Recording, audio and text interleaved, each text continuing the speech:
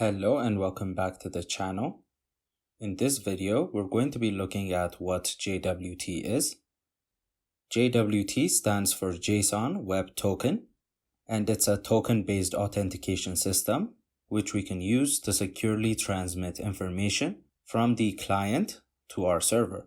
In this video, we're going to be building a simple login page, and when the user logs in, we're going to give them a JSON Web Token. And when they want to get information, we're going to first check if the user has that token present in their request.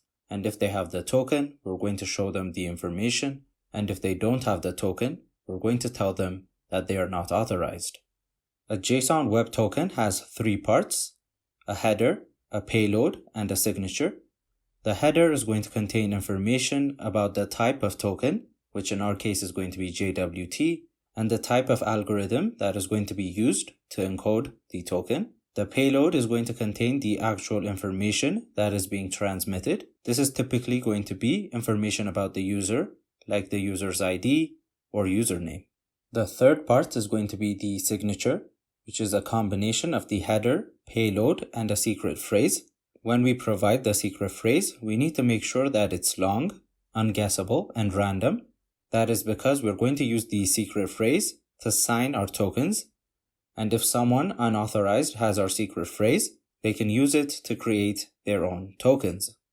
So to get started, we're going to build a simple backend. So we're going to open our terminal, and we're going to create a folder for our project. We're going to call it JWT tutorial, and we're going to move into that folder.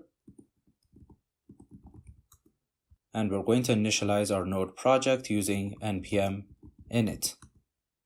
And for the values, we're going to use all the default values. Once that's done, we're going to install our dependencies. So to install our dependencies, we're going to have npm install. The dependencies we're going to have for this video are going to be .env to store private information. We're going to have Express to build our server. We're going to have JSON Web Token, which is going to be used to generate our tokens. And finally, we're also going to have NodeMon, which is going to be a dev dependency. So we're going to install it separately. Once those are done, we're going to install NodeMon as a dev dependency. Next, we're going to head to our package.json file. And in here, we can see that all our dependencies have been successfully installed. And under the scripts, we're going to add a new key value pair, which is going to be dev. And the value is going to be nodemon index.js. So we're going to save this file. The next step is going to be creating the entry point for our server. So we're going to create a new file. And we're going to call it index.js. The first thing we need to do to build our server is import Express. So we're going to have const express equals require express. And we're going to create an app using Express. Now we're going to define our routes in a different file. So in here, we're simply going to define our port, which is going to be process.env.port. So if we have defined a port in our environment variable, we're going to use that port. But if that port is not defined, we're going to use 3000. And finally, we need to listen to this port. So we're going to have app.listen, and we're going to pass in our port. The next thing we're going to do is define our routes. So we're going to create a new folder. And we're going to call it routes. And we're going to create a new file called login.js. And since we're going to be using a router, we need to first import Express. Next, we need to define our router, which is going to be express.router. Now, since this application is going to be a simple demonstration, we're only going to have two routes.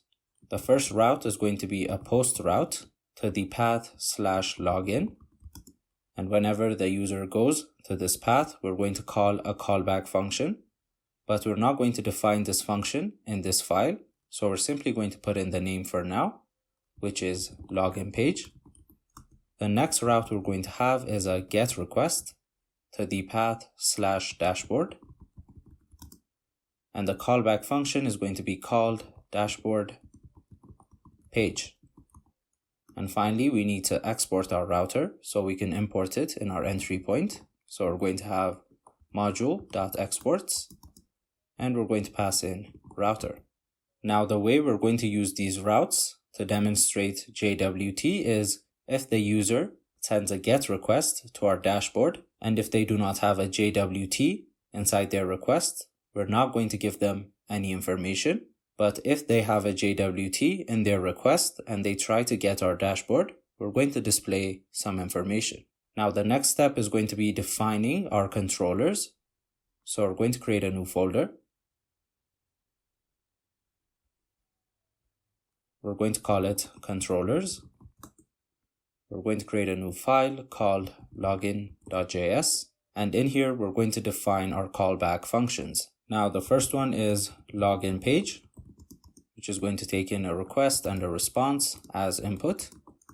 And for now, to see that our server is properly working, we're simply going to send back a message that says login page.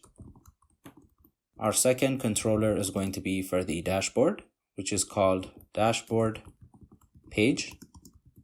And it's also going to take in a request and a response. And we're going to send back dashboard page. Now, in order to use these controllers in our routes file, we need to export them. So we're going to have module.exports, and we're going to pass in an object of login page and dashboard page. Now we can save this file and head back to our routes file. In here, we're going to import login page and dashboard page. So we're going to have const login page, comma, dashboard page, and we're going to require them from the controllers folder from the login file. Now, finally, we're going to use the router in our entry point. So we need to first import it. So we're going to have const router, and we're going to require it from routes and from login. And in our entry point, we're going to have app.use, and we're going to pass in the router. So now we can test out if our server is working. So we're going to save this file, and we're going to head to the terminal, and we're going to run the command npm run dev. To see that everything is working properly, we're going to open the Postman extension. So first, we're going to test the dashboard path. So it's going to be http localhost 3000/dashboard. And if we send this request, and if we look at the response, we get dashboard page being sent back. The next route we're going to test is going to be a post route, and it's going to be /login. And if we send this post request, we get login page. So now that we know that our server is running properly, we're going to continue with our project. So we're going to head back to our controllers. Now, since we're going to be using the JWT package, we need to first import it. So we're going to have const JWT, and we're going to require JSON Web Token. For the login page controller function, what we want to do is we're going to check if the user has provided a username and a password. And if they've provided both those informations, we want to generate a new token and give them that token. The way the user is going to pass in a username and password is by sending a payload with their request. And to access that payload, we're going to use request.body. So we're going to have const, and the two properties that we want to extract are going to be username and password. And we're going to get them from the request.body object. Now, if you've seen the previous videos, in order for the information that the user has entered to be attached to request.body, we need to use a middleware, and we're going to use it in the entry point of our application. So we're going to head back to index.js. The name of the middleware we're going to use is express.json. So we're going to have app.use, express.json. Now the placement of this app.use does matter. It needs to be placed before our router. That is because our router is going to be using this middleware. Once that's done, we're going to save this file and head back to our controllers. Once we have access to username and password, we're going to check if they're not empty. To do that, we can have a simple if statement. So we're going to check if username is not defined or if password is not defined. So if that is the case, we do not want to give the user a JWT. So we're going to return a response with a status of 400, which means bad request. And we're going to send a message that says, please provide a username and password. Once we've checked that the user has provided a username and password, we're going to generate their JWT token. So we're going to create a variable called token, and we're going to use the sign function from the JSON Web Token package. So we're going to have JWT.sign. The first argument for this function is going to be the payload or the information that we want to securely transmit. In our case, for simplicity, we're simply going to transfer the username that the user has entered. So to do that, we're going to have an object and we're going to pass in username. Once we've defined our payload, the next thing we need to define is the JWT secret phrase. As we said in the introduction of this video, the secret phrase is going to be used to sign our tokens. And if someone unauthorized has our secret phrase, they can create as many tokens as they want, and we won't be able to verify that the tokens are the ones that we created. So we need to make sure that our secret phrase is safe. And in order to store private information like this, we're going to use environment variables. So we're going to create a new file called .env, and we're going to define a new variable. We're going to call it JWT_secret. Now in coming videos, when we build more complex projects, we're going to generate a proper JWT secret phrase. But since this project is for demonstration, we're going to use a simple phrase. So we're going to give it the value JWT secret token. And we're going to save this file and go back to our controllers. So as we said, the second argument to the sign function is going to be our secret phrase. And in order to access our environment variables, we need to require the .env package, and we're going to call the config function. Once we have access to our environment variables, we're going to pass in process.env.jwt_secret. Now the final argument we're going to pass is going to be an object that defines different options for our token. In our case, we're only going to use one of the options, which is the expiration date. So we're going to define expires in, and we're going to give it a value. In our case, we're going to give it 30 days. Once we've defined our token, we're going to send it back to the user. So we're going to have res.status. We're going to give it a status code of 200, and we're going to have a JSON response, and we're going to pass a message that says user created. And for the second key value pair, we're going to pass in the generated token. We're also going to remove our original response.send since we're not going to be using it anymore. Now to test this route, we're going to head back to Postman. So we're going to send a post request to /login. So we're going to head to our body and we're going to use JSON and we're going to provide the username. Let's give it ABC. Now to test out that the route will not give us a token if we do not provide username and password, we're simply going to send our request without a password. And if we look at the response, we get please provide a username and password. Now we're going to send a proper request, so we're going to add a password.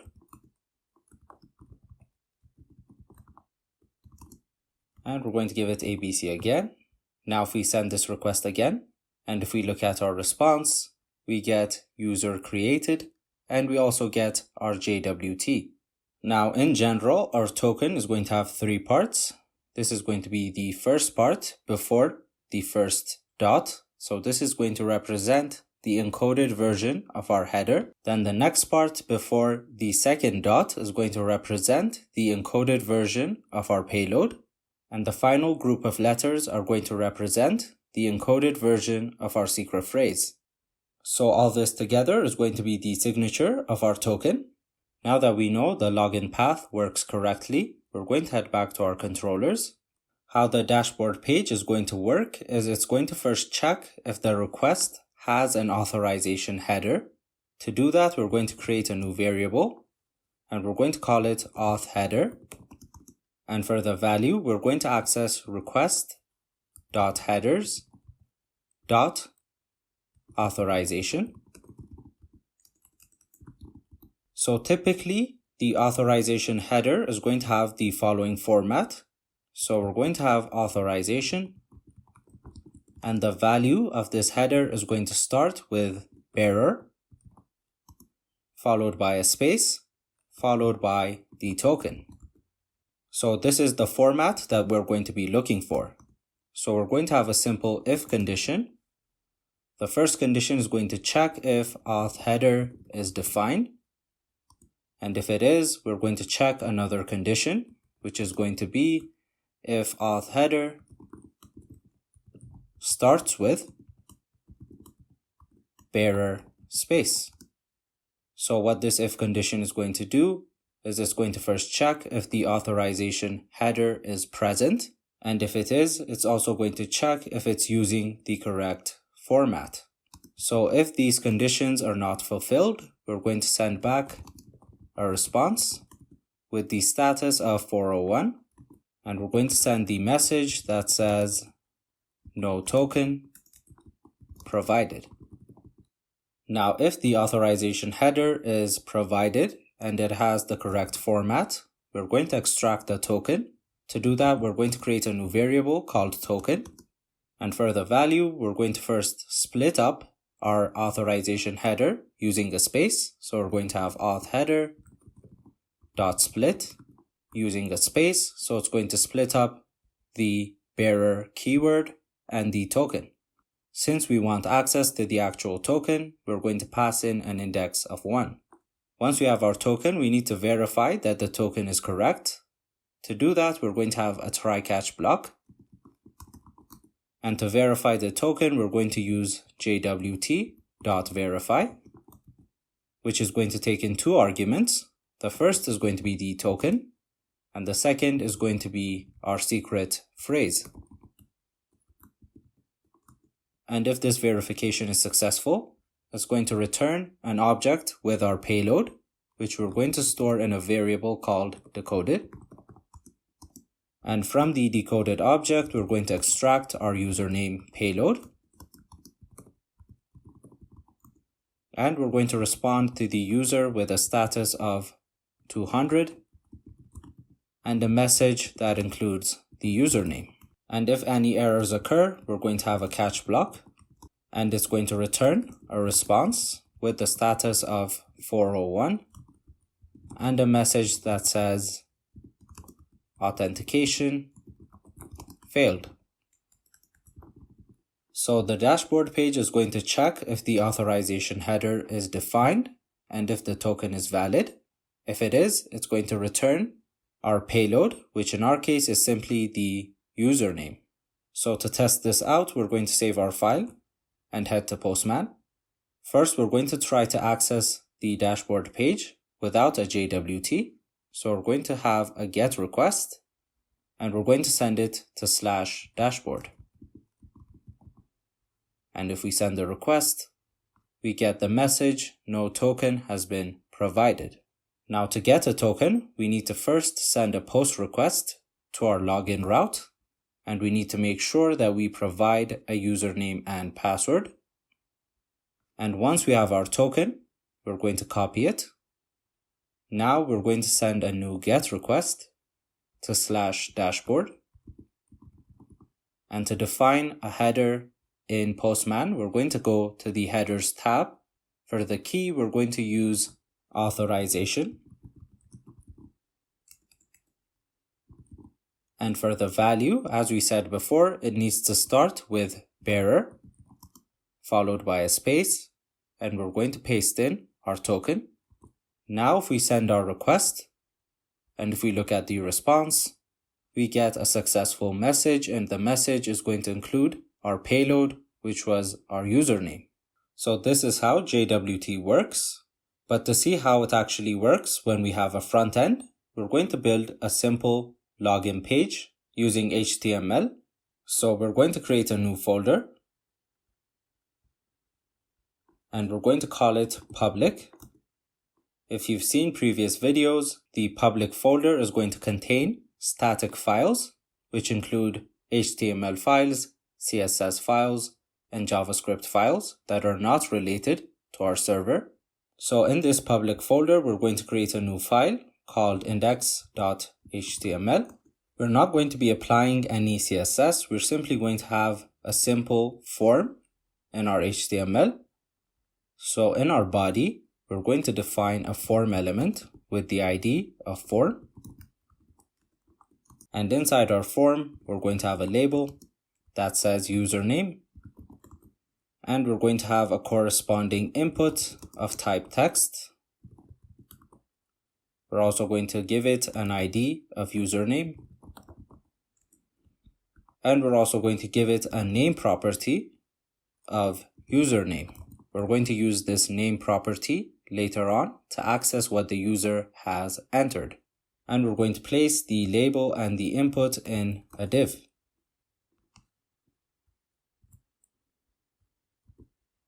The second input we're going to have is going to be for the password. So we're going to have another div and a label that says password. And we're going to have an input of type password.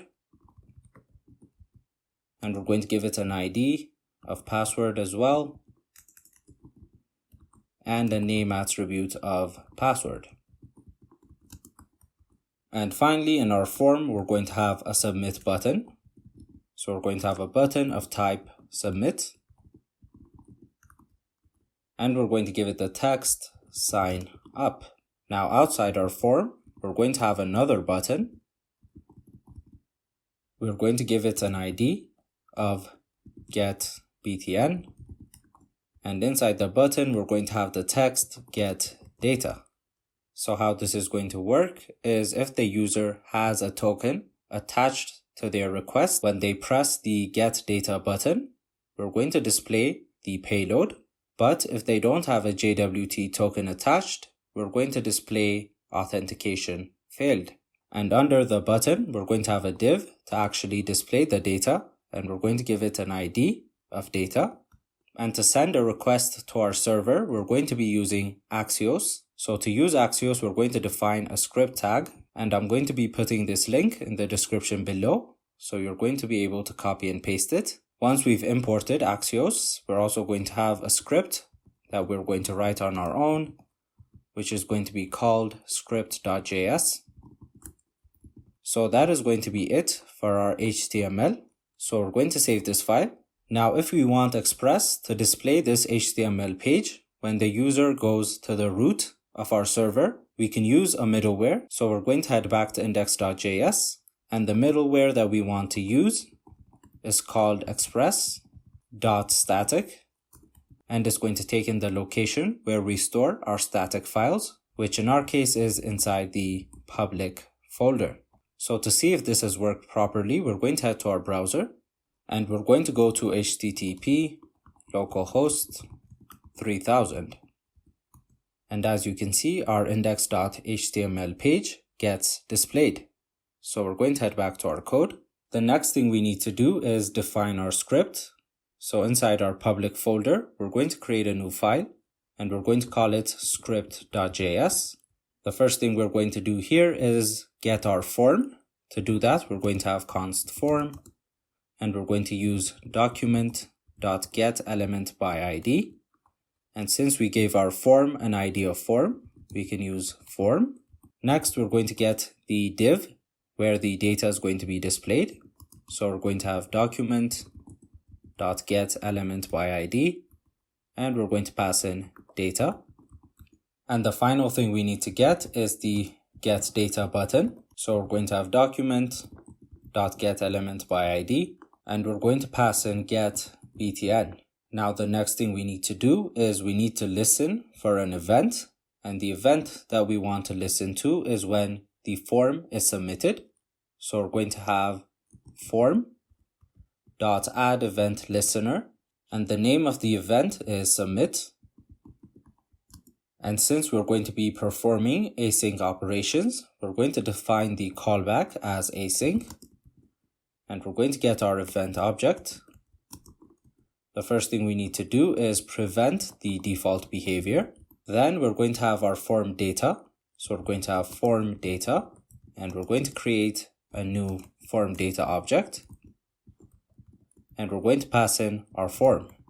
So this is going to give us an array that is going to contain the username and the password that the user has entered. Now, since we're going to be working with objects, we're going to convert the array to an object using object.fromEntries, and we're going to pass in our form data. Now, once we have the username and password, we need to send a post request to our login route. So we're going to have a try block. To send the post request, we're going to use Axios, and our path is going to be HTTP localhost 3000/login. And to pass a payload using Axios, we're simply going to provide it as a second argument.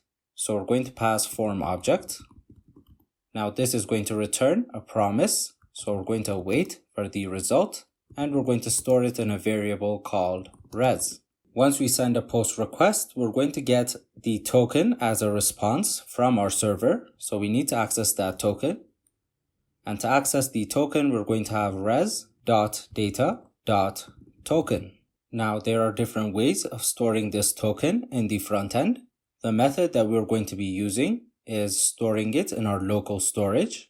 To do that, we're going to use local storage.setItem, and for the key, we're going to give it token, and for the value, we're going to give it our actual token. And for clarity, we're simply going to log out user signed up. And if we have any errors, we're going to have a catch block. And in this case, we're simply going to remove the token from our storage. So this is what's going to happen when we submit the form. We're going to get the username and password, and we're going to send a post request to our server, which is going to give us the token. And we're going to store this token in our local storage. The next thing we need to define is what is going to happen when the user presses the get data button. So we're going to have get data.addEventListener, and we're going to be listening for a click event. Again, we're going to have async operations. So we're going to have async. And in here, the first thing we're going to do is get the token. In order to do that, we're going to extract it from our local storage. So we're going to use the getItem function, and we're going to pass in our key, which was token.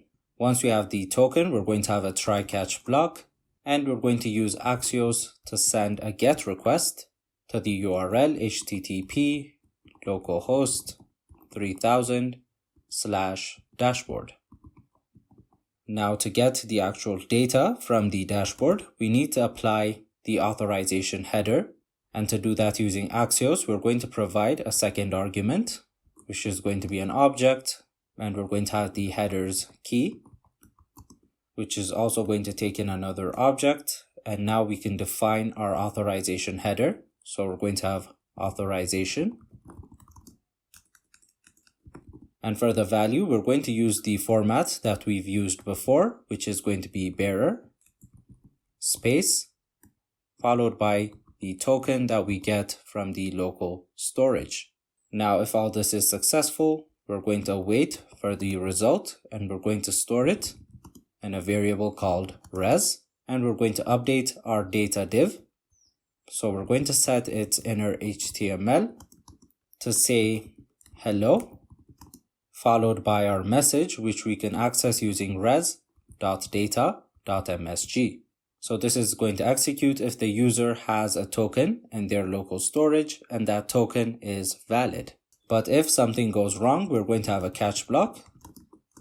And in the catch block, we're going to update our data's inner HTML. And we're going to display the value error.response.data.msg. Now this is going to extract the message from our error object, and it's going to display it in our data div. We need to make sure that we close the h1 tag. So this is going to be it for our script.js file. So we're going to save this. Before we head to the browser, there is a typo in the index.html file. So we're going to fix that by adding an M, and we're going to save this file, and we're going to head to the browser. So first, we're going to try to get the data without any JWT. So if we press on the Get Data button, we're going to get authentication failed. Next, we're going to try to sign up. But first, we're going to open the Inspect tool, and we're going to head to Application, and we're going to go to Local Storage. So this is where our token is going to be stored. So now if we provide a username and password, and if we click on sign up, as you can see, a token appears in our local storage. And now if we try to get the data, we're going to get hello followed by our payload, which is our username.